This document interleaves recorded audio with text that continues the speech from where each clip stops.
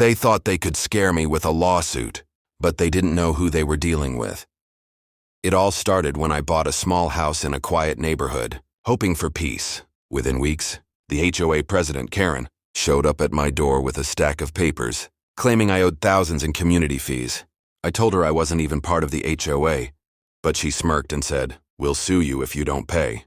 That smug look made my blood boil, but instead of shouting, I played along. For days they kept sending threatening letters, and neighbors whispered that the HOA had bankrupted families before. I stayed calm because I knew something they didn't.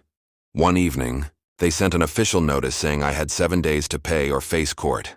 I smiled as I placed the letter on the dinner table in front of my wife. She read it quietly, her expression turning sharp. You see, my wife isn't just anyone. She's the district attorney, the very person they'd have to face in court.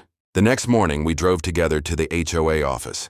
Karen was sitting behind her desk acting powerful until my wife slid her ID across the table. The color drained from Karen's face. "You've been threatening my husband with fraudulent claims," my wife said firmly. "Do you realize extortion and harassment carry serious penalties?" The room fell silent. Karen stuttered, trying to explain, but it was too late.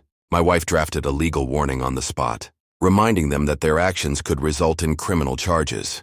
Suddenly, the HOA members who had been bold and arrogant were begging us not to press charges. They tore up the fines, canceled every false fee, and promised never to bother us again. But here's the twist. My wife didn't just stop there. She opened an investigation into the HOA's finances, and within weeks, it turned out Karen had been pocketing thousands from homeowners. Police raided her office, and she was led away in handcuffs, while the entire neighborhood watched. From being the loudest voice of control, she ended up silenced by her own greed. Now my house is peaceful, the neighbors are free, and the HOA is under new honest leadership.